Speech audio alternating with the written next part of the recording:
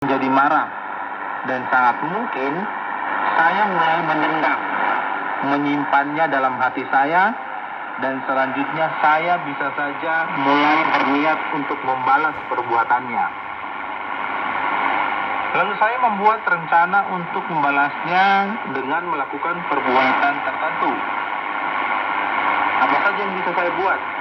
Hanya untuk melampiaskan kemarahan dan dendam saya itu. Saya berharap dan itu bisa menjadi tujuan akhir saya, agar dengan membalas perbuatan jahat orang itu, meskipun dengan perbuatan jahat pula yang saya buat, maka saya akan menjadi puas.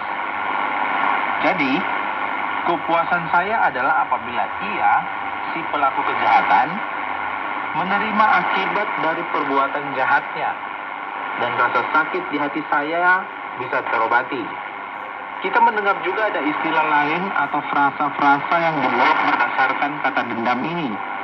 Misalnya, dendam kesumat. Dendam kesumat berarti rasa dendam dan benci yang sangat mendalam. Benci itu tertanam sangat dalam di hati seseorang. Dan dendam atau benci semacam ini akan bertahan lama dalam diri seseorang, karena memang dipeliharanya.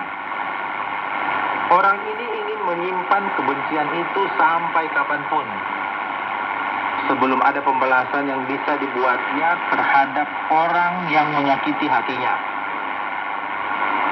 Sahabat, dendam atau dendam kesumat ini tidak hanya ada di dalam diri satu pribadi, tetapi juga ada dalam satu kelompok yang mendendam terhadap kelompok yang lain karena ada pengalaman sebelumnya yang sangat menyakitkan dan mempermalukan. Dendam atau dendam kesumat ini bisa berkembang dalam satu masyarakat atau satu suku terhadap masyarakat atau suku yang lain, yang mungkin pernah menyakiti hati dari masyarakat atau suku tadi. Bahkan lebih besar lagi, dendam atau dendam kesumat ini memang bisa ada dalam satu bangsa terhadap bangsa yang lain. Ya, boleh jadi karena ada penjajahan suatu bangsa atas bangsa yang lain secara fisik. Hal ini memang lebih banyak terjadi pada zaman dahulu. Namun, bukan tidak mungkin terjadi pada zaman sekarang ini. Memang penjajahan itu bukan saja bersifat geopolitik. Ada juga penjajahan ekonomi dan penjajahan dari aspek-aspek yang lain. Sebagai akibat berbagai macam ketidakseimbangan dan keserakahan manusia. Lalu kelompok yang lebih kecil atau yang lebih lemah dengan mudah menjadi korban penindasan oleh kelompok yang lebih besar atau yang lebih kuat. Kalau hal-hal semacam ini terjadi, maka sangat mungkin bertumbuhlah dendam yang terus dibawa sampai suatu saat pihak yang kecil dan yang lemah tadi tidak sanggup membalas dendam ini dengan cara apapun. Perkelahian, pembunuhan, peperangan, dan lain sebagainya ini terbukti sangat sering sekali terjadi oleh sebab adanya dendam yang tersimpan yang selalu mendorong usaha dan perjuangan untuk membalas. Ada banyak contoh mengenai dendam dan pembalasannya yang terjadi dalam kehidupan manusia, sahabat. Mungkin kita cukup heran kalau mengetahui sendiri bagaimana dendam seorang anak terhadap ayahnya dan ibunya. Ada orang tua yang entah disadari atau tidak, dengan berbagai perkataan dan perlakuan sehari-hari, telah melukai hati anaknya. Dan secara diam-diam juga, anak yang bersangkutan menyimpan pengalaman yang buruk dan menyakitkan itu. Apalagi kalau yang menyakitkan itu terjadi terus-menerus, bertahun-tahun, dan selama masa kecilnya, maka bisa dipastikan betapa situasi ini sangat menyuburkan bagi bertumbuh kembangnya dendam terhadap orang tuanya. Hal dendam ini juga bisa terjadi dalam hubungan suami dan istri dalam sebuah rumah tangga. Perkataan-perkataan, kemudian perbuatan-perbuatan salah satu pihak, sang suami ataupun istri, terutama kalau itu dilakukan dengan sengaja, dengan jumawa, dan dengan penuh amarah, seringkali menimbulkan rasa sakit hati yang dalam pada pihak yang lain, sahabat. Dan dengan sendirinya terpeliharalah dendam dan benci terhadap pasangannya. Demikianlah mengenai dendam, sahabat.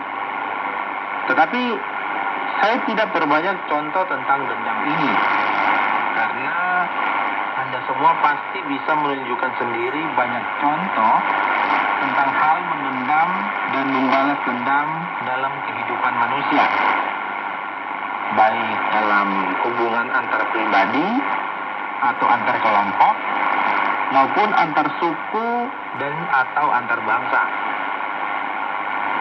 Sekarang saya hanya mau menyampaikan beberapa hal penting yang berhubungan dengan dendam, dengan tujuan bukan untuk memelihara atau membalas dendam, melainkan untuk meniadakan dendam itu sendiri. Sahabat, kita mengerti bahwa dendam dan pembalasan dendam itu sesungguhnya ada, bahkan selalu ada. Itulah yang membuat hubungan antar manusia begitu rusak dan menyedihkan.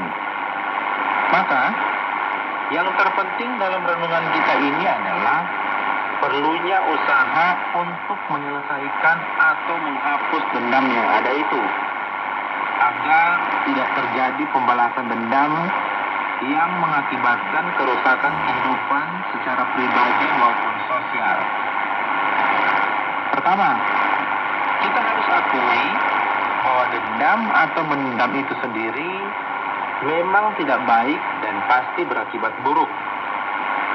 Kita harus sadar bahwa bukan saja perbuatan tidak baik dari orang lain terhadap kita itu yang dianggap jahat, tetapi dendam dan rencana pembalasan dendam dalam diri kita juga itu jahat dan dapat berakibat lebih buruk lagi kalau kita benar-benar melakukannya. Buruk bagi orang yang sudah berbuat jahat, dan buruk juga bagi diri kita dan keluarga kita. Kedua, serahkan kepada Tuhan penghakiman dan penghukuman atas orang yang bersalah kepada kita. Tuhan yang berhak dan berkuasa atas manusia. Tuhanlah yang sanggup menyelesaikan semua masalah kita dengan cara yang benar. Dan Tuhanlah yang sanggup memperbaiki kehidupan manusia, seperti apapun kerusakannya. Karena Tuhan bukan saja memiliki kuasa atas manusia, tetapi Tuhan juga memiliki kasih yang tidak terbatas, yang mampu mendamaikan hidup manusia.